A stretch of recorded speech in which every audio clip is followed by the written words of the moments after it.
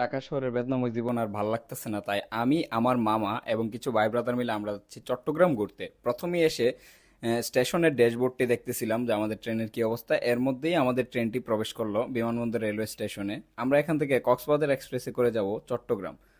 ট্রেনে উঠেই দেখলাম যে না, সবাই সবার সিট পেয়েছে এবং জায়গা মতো ঠিকঠাকভাবে বসে আছে। তারপর দেখলাম পিছনের ভাইটি তো খুব খুশি। ট্রেন জার্নিতে যদি চানাচুর না খাই তাহলে ট্রেন জার্নিটাই অসম্পূর্ণ লাগে, তাই নিজেও চানাচুর খেলাম এবং সবার জন্য নিলাম। চানাচুর পেয়ে আমার মামা খুব বেশি খুশি।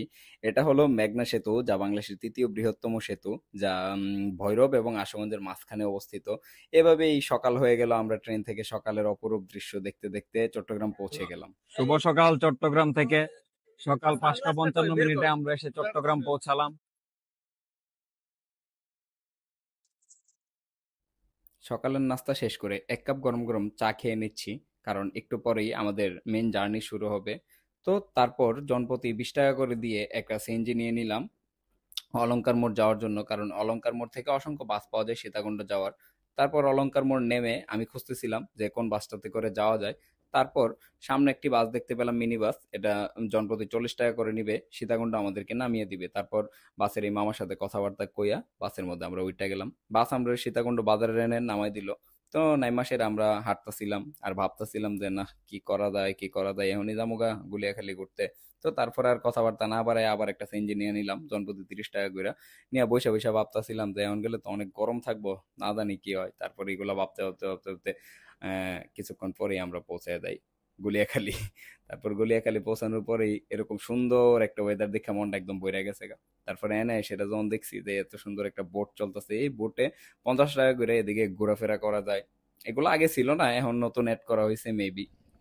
বিকেলে ঘুরতে আসলাম এমন একটা জায়গায় যেটাকে অনেকেই গলিয়াখালী সি বিচ নামে চিনে, বাট আমি আজকে অন্যরকম কিছু একটা দেখাবো। এই যে পিছনের এই পাহাড়, নীল আকাশ, সবকিছু মিলিয়ে এক অন্যরকম ভিউ, যা হয়তো অনেকেই দেখতে পান না, কারণ ওয়েদার ডিপেন্ড করে। বাট এটা হচ্ছে গুলিয়াখালীর একটা ভিন্ন রকম রূপ। গুলিয়াখালীর বিকেলের ওয়েদারটা ছিল একদমই মাথা নষ্ট করার মতো। পরে আমার মামা একদম দৌড়ায় চলে যেতেছে ওইদিকে, পরে এদিকে এসে হাঁটতেছিলাম এরকম সবুজ মাঠের মধ্যে।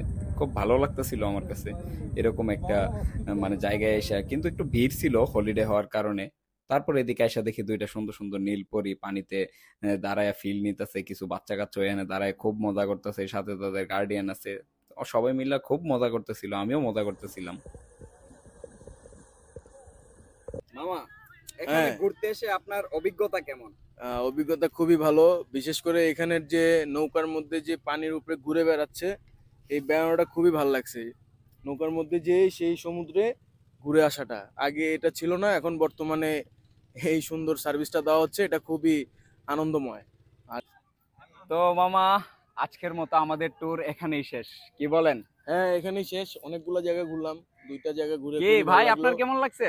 জি ভাইয়া, অনেক সুন্দর জায়গাতে আসলাম, অনেক ভালো লাগলো ভাইয়া আপনার সাথে এসে। পাহাড় ট্রেকিং করে অনেক ইনশাল্লাহ ক্লান্ত আবার ছিলাম, বাট চেষ্টা এখানে এসে করছি সব আবার ক্লান্তি আপনার সাথে দূরে চলে অবশ্যই গেল। আসবো। সমুদ্রের পাশে সবুজে ঘেরা একটা পরিবেশ দেখে খুবই ভালো লাগলো, মনকে ছুঁয়ে দিল।